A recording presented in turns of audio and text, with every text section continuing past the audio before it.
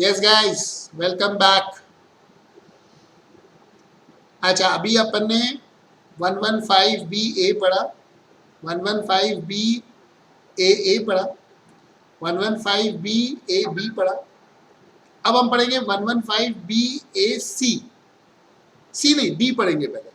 D छोटा है, सी बड़ा है, तो डी पढ़ लेते हैं। आपको याद रहेगा तो मैंने स्टार्ट में जब लिखा आया था तो डी किसके लिए था? कोऑपरेटिव सोसाइटी के लिए, रेजिडेंट कोऑपरेटिव सोसाइटी के लिए।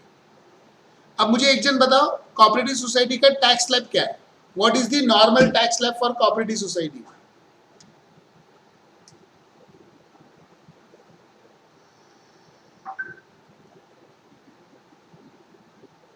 वेरी गुड, ऐसा कुछ टैक्स स्लैब है उनका, करेक्ट। अब ये टैक्स स्लैब उन्होंने उनको चेंज करके दूसरा दिया।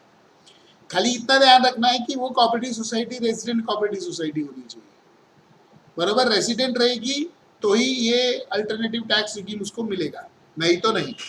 आ जाइए इधर, ये यहाँ पे डी है। Section 115 BAD has been inserted with effect from assessment year 21-22. Conditions: the following conditions should be satisfied in order to avail the benefit. SSC is a resident cooperative society. Company is not engaged in any business other than business of manufacturing. वो देखो same वैसे का वैसे ये जो condition है ये नहीं है इसमें, क्योंकि बिजनेस वाली कंडीशन का एप्लीकेबल नहीं है। Total income of resident cooperative society is computed without claiming additional depreciation. देखो सेम ओके वही सेक्शन है, एसी नहीं है इधर, ए बी एसी, ये दो एक्स्ट्रा नहीं है। ये देखो ये वाला भी नहीं है, यहाँ पर एम नहीं है, देखो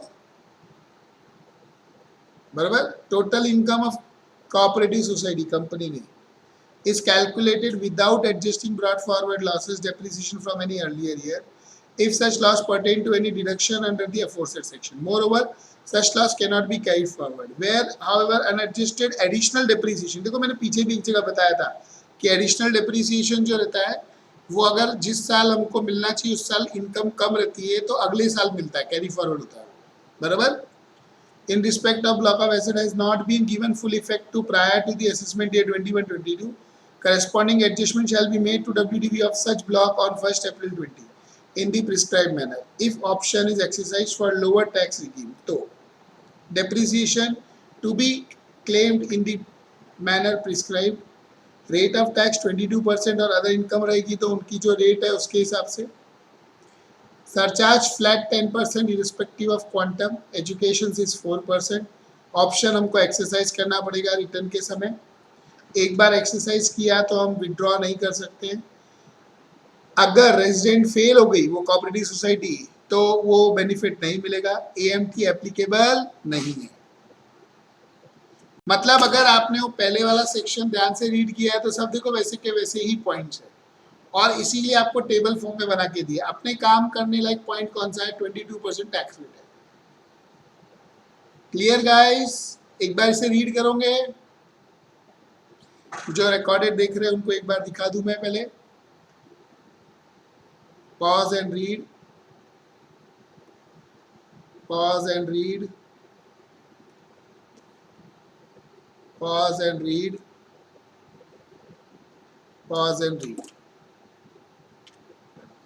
गाइस अच्छे से 2 बार इसको अच्छे से रीड कर लो, फिर ये अपन पूरा टेबल से पढ़ लेंगे, फिर बाद में सी वाला लिखेंगे, सी वाला देखेंगे, बरोबर।